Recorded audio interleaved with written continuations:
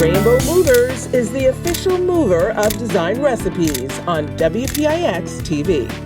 Welcome to Design Recipes, everyone. I'm Cathy Hobbs. If real estate, interior design, and exotic travel is what you're looking for, you have come to the right place. Take a look at what we have in today's show. On this episode of Design Recipes, sun, sand, and fall, we enjoy touring a gorgeous private home in the Rockaways.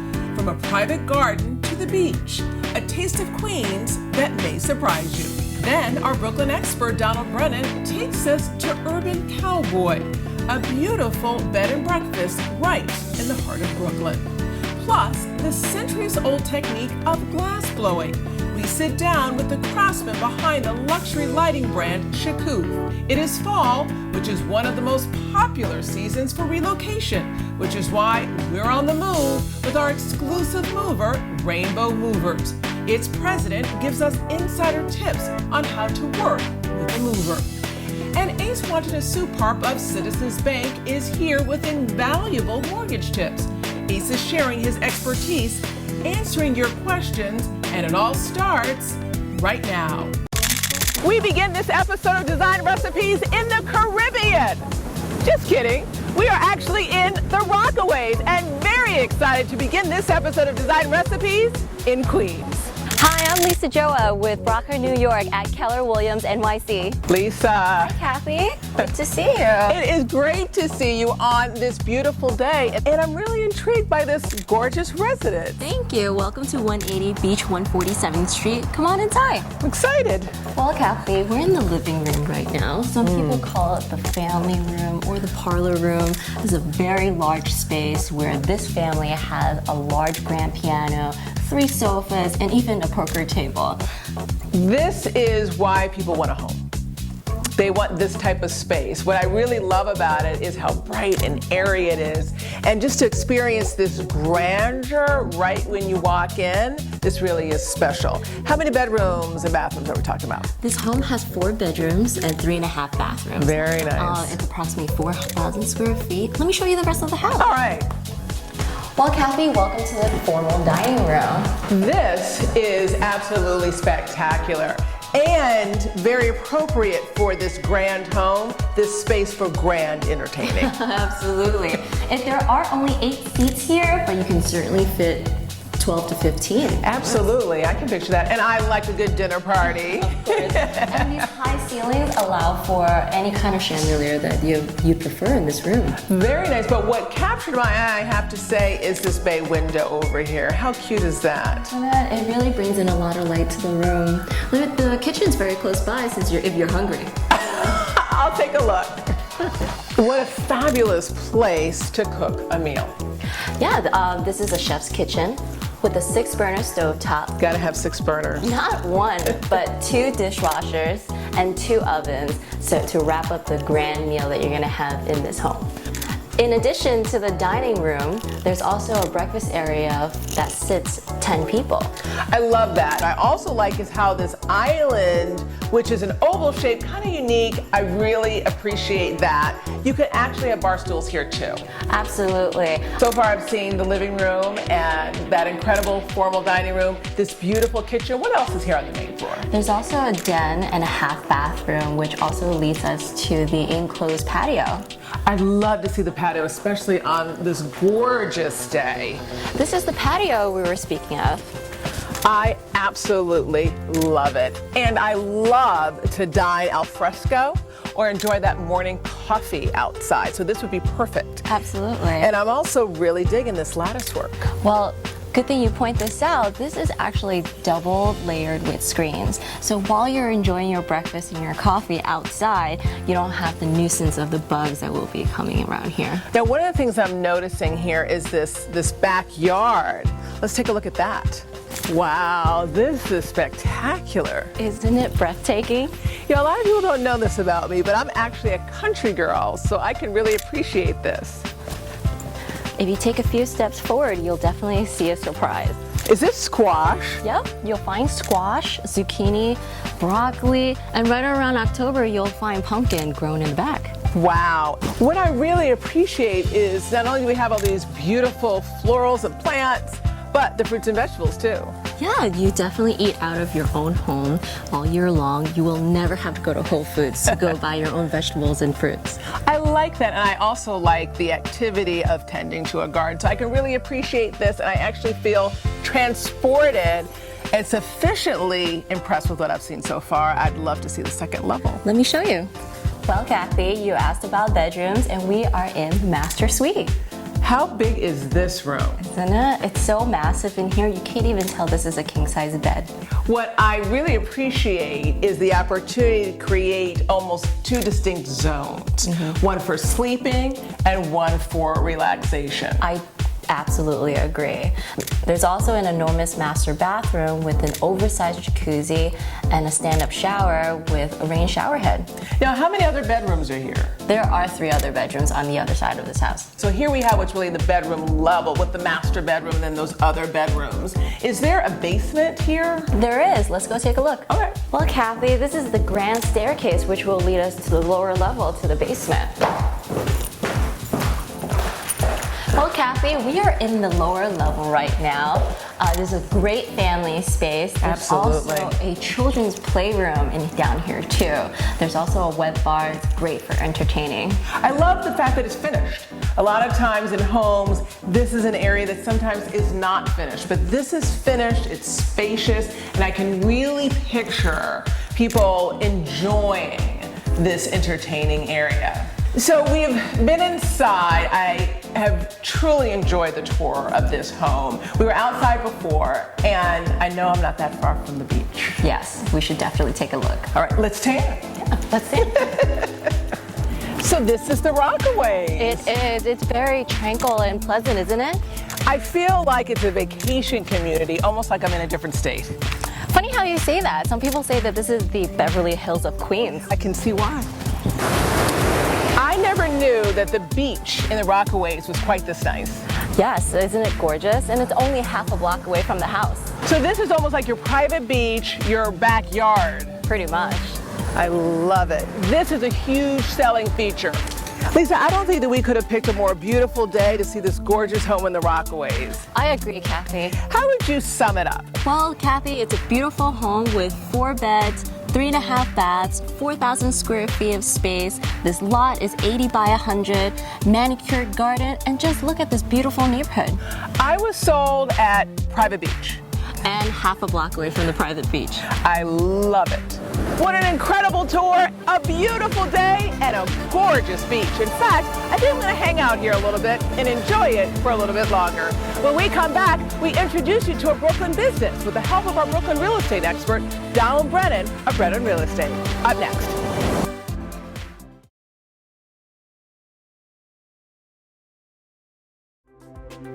Welcome back to the show, everyone. I'm Cathy Hobbs. This country is full of stories of entrepreneurship, especially young entrepreneurs making their mark. And Brooklyn is no different. Our Brooklyn real estate expert, Donald Brennan of Brennan Real Estate, introduces us to a Brooklyn-based business called Urban Cowboy. Hi, Donald. Thanks, Cathy. Boutique hotels are more popular than ever, especially in neighborhoods like here in Williamsburg, where many travelers are attracted to edgy design and a homey feel. Urban Cowboy is a Williamsburg, Brooklyn-based bed and breakfast that blends old-fashioned hospitality with an urban vibe. Let's head inside to learn more. Along the tree-lined streets of Williamsburg, Brooklyn, sits Urban Cowboy, a bright, welcoming bed and breakfast with an urban hip vibe. Can you tell us a little bit about your background before Brooklyn and what may have influenced you and the work that you do here now? Yeah, so I'm originally from Cleveland, Ohio. I left home at 16 to play hockey. I lived in 15 cities in 10 years. Oh my. On that journey, and ended up playing professional hockey after I played Division I college. So I got to live in hotels, and I get traded and then have to live in another hotel. Then you go on the road and you'd be on a hotel. So a lot of them weren't that luxurious. So I was well informed on hotel living. Right. I then moved to New York to pursue a career in real estate, where I became a real estate broker. Had early success with that, and then became one of the top residential brokers in New York. And I'd see all these spaces, work with developers, and say, I'd do it like this, and I'd design it like this, and then they'd say, okay, and they'd put a sprig of wood in and call it rustic. So I said, you know what, I'm gonna build my dream house. I'm gonna do my own development, and that's what this was. This was my dream house. Was down in Nicaragua on a surf trip, and someone said, what do you do?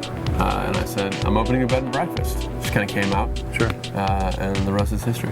Featured in a long list of shelter publications, Urban Cowboy has won praise not only for its design, but for being a business pioneer as bigger boutique hotels continue to dominate the borough. So, Lion, why did you end up in this location in Williamsburg? This location is really special to me. I actually moved to Williamsburg 14 years ago, in 2002. So I fell in love with New York in Williamsburg, and the energy there at that time was, it was freedom. It was exciting to a 22-year-old, and I remember having 300-person parties on my rooftop, and skateboarding around, and fast forward to a few years ago in 2013, and the North Side being extremely populated now, and maybe not feeling exactly like the Williamsburg that I fell in love with. This particular area was always very residential. What attracted you to this particular location? So there is a tree in the front yard, a blue spruce. There's a front porch. It's a freestanding building. In New York City. Right. And I think that that was what was so special. It was my own little 25 by 100 lot in the world. For Lion Porter, Urban Cowboy is a labor of love. When this former hockey player decided to hang up his skates, he and his partner, Jersey Banks, went to work. Partners in business and in life, they set out to create a unique bed and breakfast with a hip yet approachable vibe. So I understand this is not a sole endeavor of your own. You do have a partner. Could you share with us a little bit how the partnership works? Yeah, so this is Jersey Banks.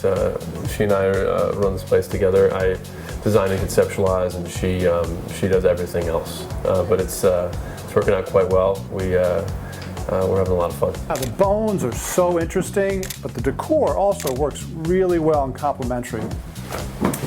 So the decor is sourced from all over. I mean, a lot of it Lion actually grew up with. They're family heirlooms, and then he spent quite a long time driving through the country and sourcing things from all over, picking up things from vintage shops, and it's been quite a work in the making. What's your favorite piece of decor in the space? I actually really love our record collection. This was a recent addition within the past, I would say, 6 months.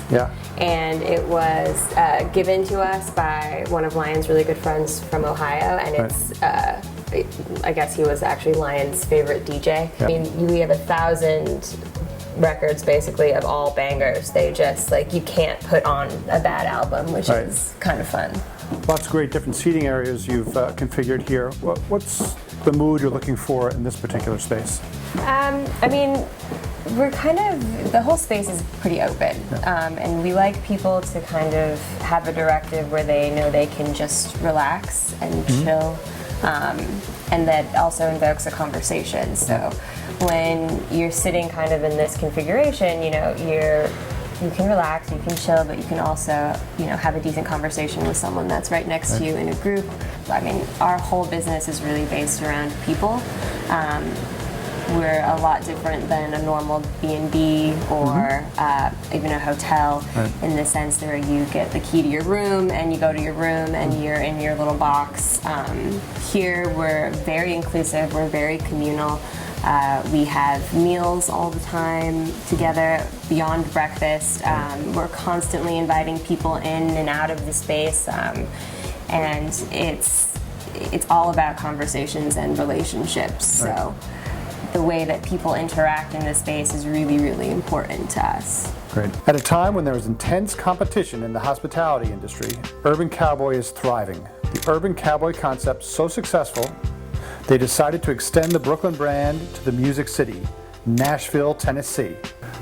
Love the name Urban Cowboy. How'd you come up with the name? It was down to the wire. Scene Magazine and New York Magazine were about to run stories on us. And I remember sitting with my partner in this jersey, and she said, "We gotta come up with a name like right now." And it was down, like I said, to a couple things, and it just kind of came out of nowhere. And Cowboys, in the Americana history of Cowboys, have always kind of been romantically associated with freedom.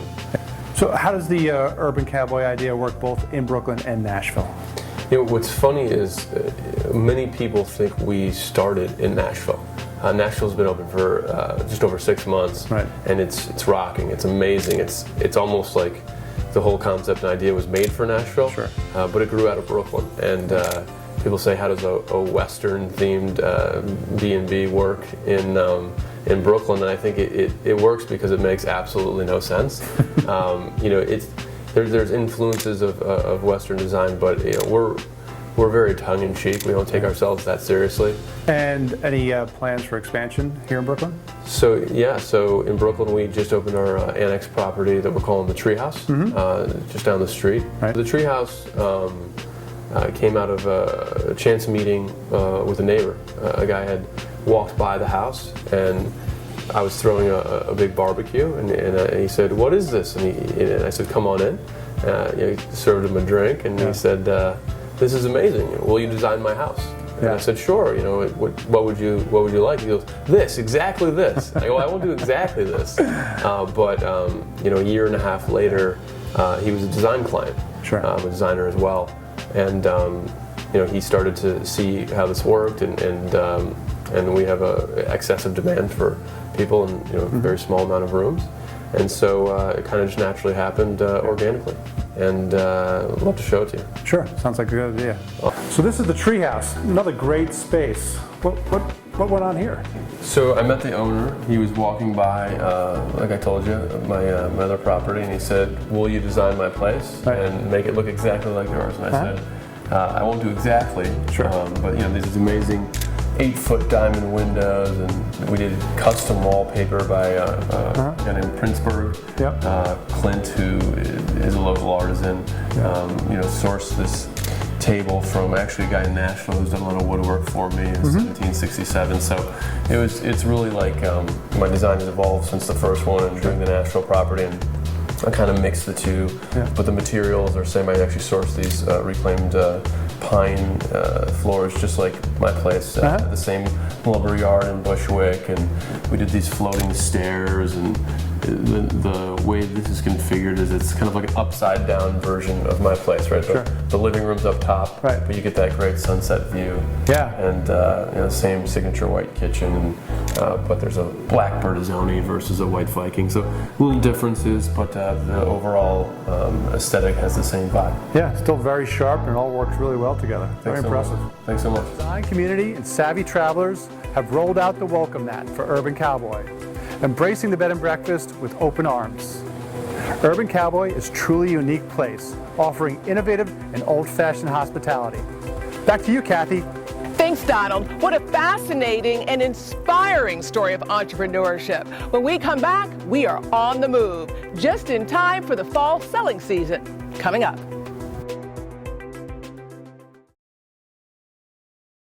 Welcome back to the show, everyone. I'm Cathy Hobbs. The fall is typically a hot season for buying and selling, which is why today we're on the move, staging a property for the sell. Fall is typically a popular time to move. Park Slope, Brooklyn, with its tree-lined streets and gorgeous brownstones, where we were asked to stage a penthouse for the sell. This residence, with its spacious living room, separate dining area, not one but 2 large bedrooms, not to mention an absolutely enormous private roof deck with breathtaking views, will appeal to many buyers. This entire property is empty, but we're staging it for the sell, which is why we need a professional moving crew to help make this staging a reality. Larry. Hey, Cathy, how you doing? I'm doing great. I'm so glad you're here. As the president of Rainbow Movers, you know that you're my go-to team. What kind of preparation goes into a move like we're doing today? Organization, communication, and just having a trained team to get everything done. I love your tips. What would you say are your top 3 tips for selecting a mover? Number 1, referrals. friends, family, the internet, get referrals, do your homework. Once you start there, everything should be okay. Get references, referrals, totally with you on that. Yep. What would you say is another great tip? Get all your quotes and estimates in writing. You want to request binding quotes or not to exceed quotes. Can you do that? Yes, you can. Okay, and tip number 3. Tip number 3, bigger is not always better. Depending on your move, you may want something, a company that's smaller that can give you that personal touch. So you need to figure out what your needs are and then go from there. Personal touch, that's why I'm with Yep. Rainbow.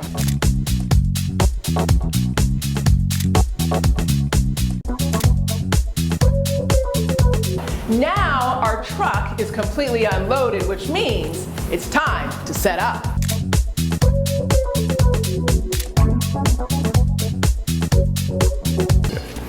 Larry, taking a look around, everything's going so well. Yep. Love working with you guys at Rainbow. There's a method to your madness, right? The method is just following the instructions of the client. Giving the client what they need, that's the method to the madness. Not all movers work the same way. One of the things that I really appreciate is that you guys are quick, efficient, but also very careful. It helps when the customer is organized. It makes my job a little bit easier to implement what they want us to do. It's as simple as that. You know, we work with the needs of the client. Well, I like the way things are coming together so far. Let's keep working. Love it also. Thank you.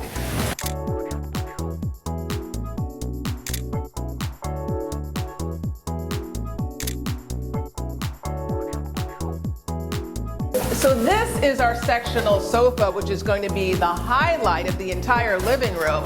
This space is actually quite large, so I think just a sofa isn't going to be enough. We're going to use a sectional to help fill the space. So guys, this is a sectional, and the way it's set up, close but not quite. This is actually the chaise that's going to go here. Right. So you're going to turn this here, and then this is going to be our sofa. Cool? All right. Bring it up. Okay, everyone ready? Up, over, towards us. Good. No, no, no. Right here, right where I'm standing. Perfect. Yeah. Straighten it up. So I'm twisted. Yeah, let's move it back just a little bit. Let's move it back to right where I'm standing, right here. Yeah. Good. When you start to unpack, as you can see, it can get a bit chaotic. So a great design recipe takeaway tip is to place your large items, such as your sofa and your beds first, and then your smaller pieces, like side tables and accessories.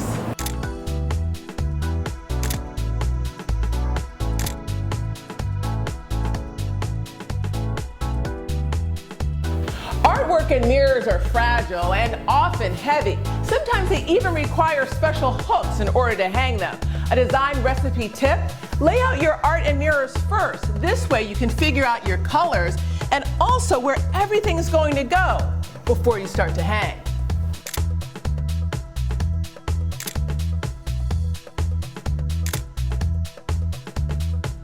Outdoor furniture can be costly, so you're going to want to make sure that you make the most of your purchases. For example, you're going to get a lot more mileage out of this sectional sofa than you would out of purchasing individual chairs. With our staging now complete, let's take a look at the befores and afters.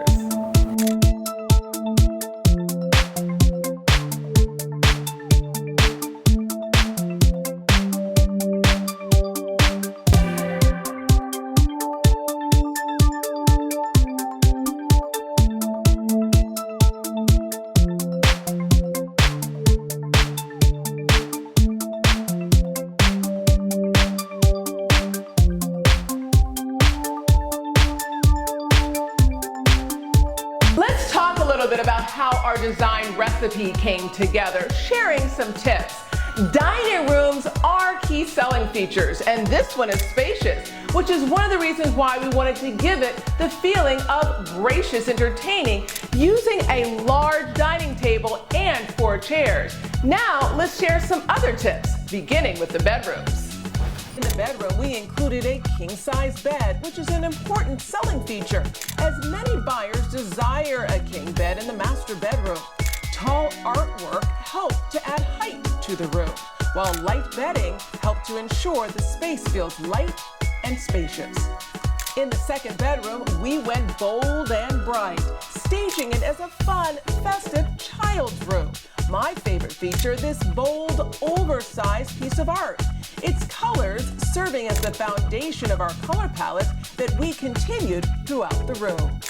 Upstairs, an empty space could have been confusing for potential buyers, but we gave it function and purpose by staging it as a home office, adding a desk and comfy chair. And a special treat, the sprawling outdoor space. We wanted to help potential buyers realize the possibilities of grand entertaining and dining al fresco. So we created 2 zones, a dining zone and a separate space for lounging. With our property now staged, we're ready for the sell, just in time to attract fall buyers. We'll be right back. Welcome back to Design Recipes, everyone. I'm interior designer Cathy Hobbs. Seldom do we get the opportunity to see a true artisan at work.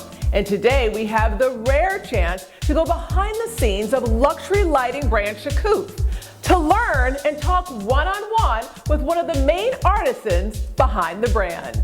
Those familiar with Shakuff know the brand is home to some of the world's most exotic chandeliers, each custom, handcrafted, illuminated works of art.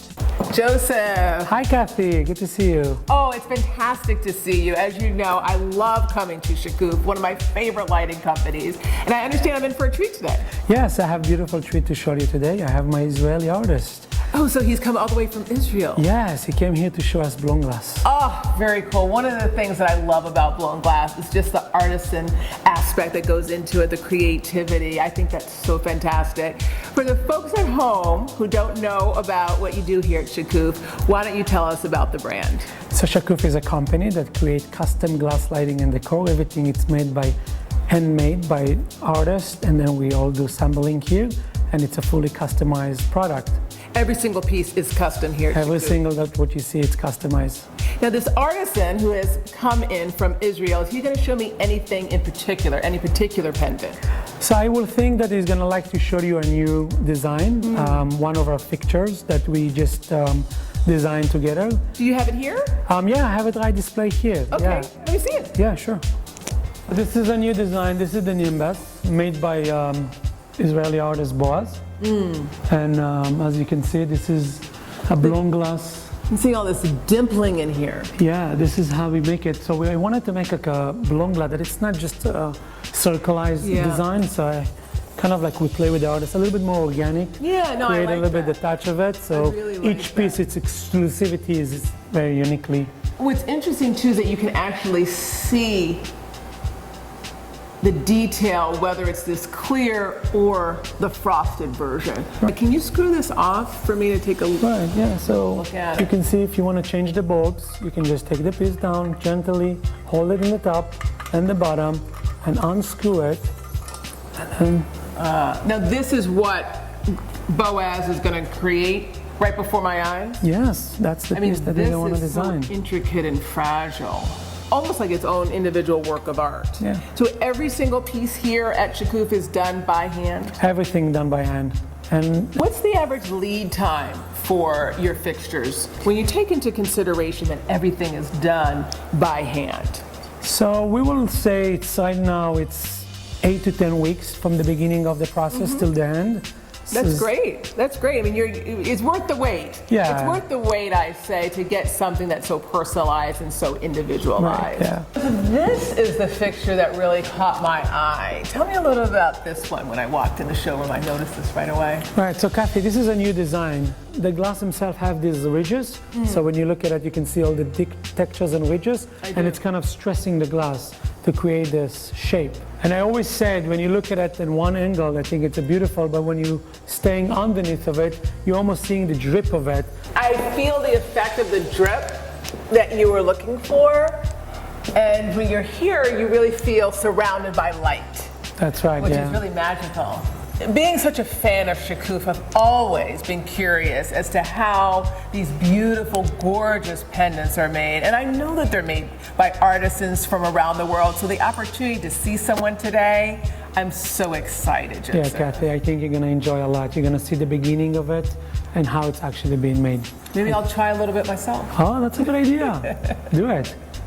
Boaz Maya is one of the main artisans located around the world creating custom lighting fixtures for Shakuff. His work, part of what Shakuff calls its breath collection, custom blown pieces. You can see the craftsmanship and care that goes into creating each pendant. Hi, Boaz. Hi.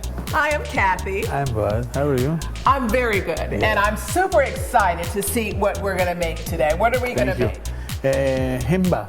It's called Nimbus. Nimbus, Okay, yeah. very excited, very Okay. excited. So let's get started. Yeah, okay. Whoa, now what's that? This is the fire. Okay. And do you normally sit down at a table like this? No. If you can't put, Oh, you want me to move back? Yeah. Okay, so I don't get burned. Thank you. Boaz, how did you learn how to do this? Where did you learn? In my uncle's learning for 25 years before. So basically, you've been doing this for 25 years. Yeah. Really cool. Now I'm assuming that you have to pull that to a certain point where it doesn't break, right? Yeah. So you've been doing this since you were 25 or for 25 years? 25 years. Yeah. And your uncle taught you how Yeah, to do this? And my was he a uncle. glass blower? Yeah. And you're from Israel, Yeah. correct? I'm from Israel and in Tel Aviv. That's how you know, learned how to yeah. do it. So you're a Nice pro, fishing. huh? Yeah. So basically you started with a general tube, Yeah. and then you create your form after that? Yeah. All the items, it's cubed. It's not same. You know, Gotcha. different. So each tube is different, yeah. and you basically kind of go from there. How hot is that? 1,300 degrees. 1,000 degrees. Yeah. 1,300. Wow. Yeah. You just keep melting it and melting it. Now what do you have in your mouth? This is blowing. Oh, you're blowing it with your mouth. In my mouth. Oh. You see? Hence glass blowing. Now, because you're making these for a lighting company, how are you able to control each one? Because each one can be different, but it has to still look similar. It come with the Experience. experience. You know? Experience. That's because it's so hot that you Yeah. can't hold it, right? Yeah. Okay.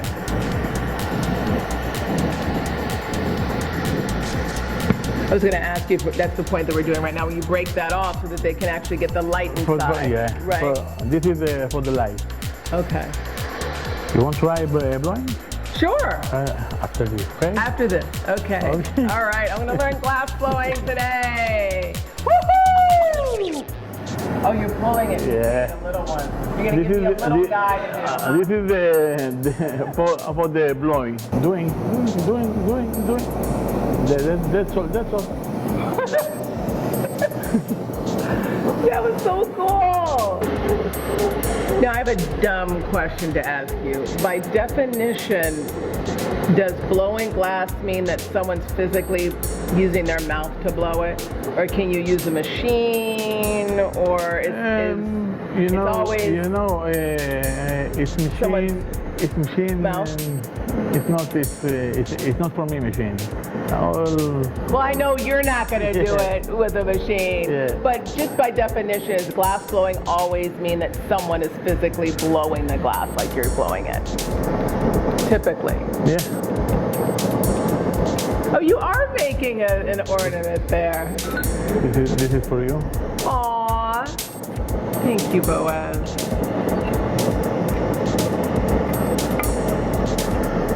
You blowing this? This is a No. No? Be careful. Yeah. Hot? Yeah. My first ornament. I can't take full credit for it, Thank you. but at least I blew it. Well, that was fantastic. So all of these little items that you have here, tell me a little bit about what you have here. What does each of these This is the tools. do? Yeah. And what about this one? What do you use this one for? To make things smooth? Yeah. Gotcha. And this is probably the most interesting to me. No, this is the open. Oh, so you use that to hold and I things. put here the shell. Gotcha. The best shell. All right. Okay? All right. So you use that to hold, and these tweezers, I assume that you use to mold or hold something that's hot. Yeah.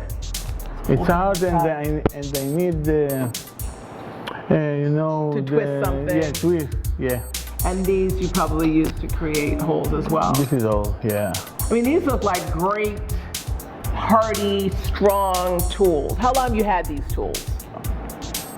30 years? Yeah, 30 years. These are your tools. No one can touch your tools, right? I'm honored that you're letting me touch your tools. You've impressed me so far, Boaz, but I think you can impress me even more.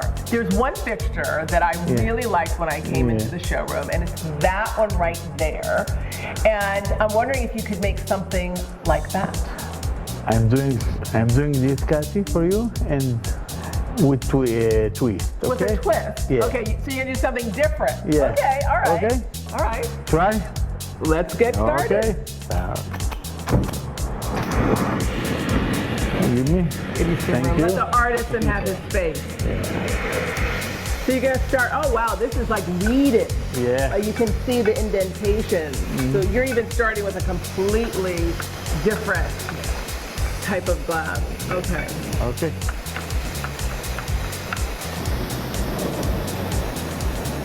There we go. Yeah. Four. Now I know what you do next. Put it in the middle. Yeah. Break it and start Yeah. working on it. See, there's a whole technique to it, right? Yeah. Yeah, there's a rhythm. Yeah. There's a rhythm to it.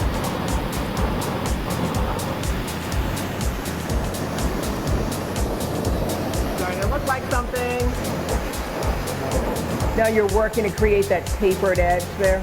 You know, because this is the fire in my finger. Okay. Yeah, I see. The fire is getting close to your finger, so you have to move very, very quickly. Do you ever use gloves? No. No. If I have, you know, because why? Because it's not have. You don't feel it. Yeah. You don't feel it. Yeah, you need to feel it. Oh wow! Look at that. Yeah. Oh, I love that. How it's already starting to twist. Oh, that's incredible. I'm so impressed. I'm so impressed with how you're able to control the design based on your skill set and your creativity because of your experience, your hand. So you haven't done much blowing this time. You're gonna blow it now? You see now, no? Yeah. Final step right here? Yeah, this is the hole. Okay. This is my and you know, because it's a hole. I think we started with this and we're now getting that. That is absolutely spectacular. And this is why people come to Shakuff. Final touches here. Yeah. Wow. That is very impressive. Thank you. This for you. Thank you. Boaz, I tell you, I have so enjoyed our time together. Me too. Learning from you. Me too. And watching your skilled hand. And I'm super proud of this little guy. My very first glass blowing experience. Thank you, but it's not last. So it's not my last. Yeah. So you think I'm onto something? You think I have what it takes? Thank you so much. Experiencing firsthand the craftsmanship and creativity that goes into each individual piece at Shakuff helps you appreciate their gorgeous sculptural lighting that much more. We'll be right back. Now it's time for mortgage tips, just in time for the fall selling season.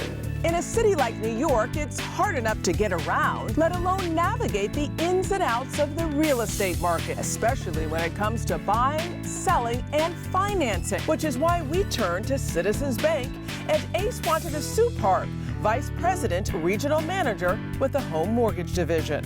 Hi everyone, my name is Ace Watanasuparp, Vice President and Regional Manager with the Home Mortgage Division for Citizens Bank. Hi, my name is Kristen. I'm from New Jersey. What is the best way to prepare before I apply for a mortgage? Of course, the process starts by speaking with a mortgage loan officer. about what your goals are and what type of mortgage you're applying for. Then, you'll fill out an application and provide documentation, like your pay stub, bank statements, asset statements, tax returns, just to name a few, to your loan officer. Shortly afterwards, you'll get disclosures explaining the fees and charges you may expect to pay for the loan. It's important to review these documents and ask your loan officer any questions you might have before proceeding. Next, your loan will go into the processing and underwriting stages. That's when home appraisal is ordered, and your application goes to an underwriter for review. Once your application is approved, the lender will begin preparing for closing. You'll receive a copy of your home appraisal and additional disclosures. Then, your closing will be scheduled, and you'll be notified of any money you'll need to bring to the closing table. Sign the paperwork, and congratulations, you're a homeowner. Well, that does it for this episode of Design Recipes. I'm interior designer Cathy Hobbs. Remember, you can watch us live every Sunday at 9 a.m. on Facebook. Follow us on Instagram and Twitter. Watch us on the Pix 11 Morning News and anytime at pix11.com/Design Recipes. See you next time.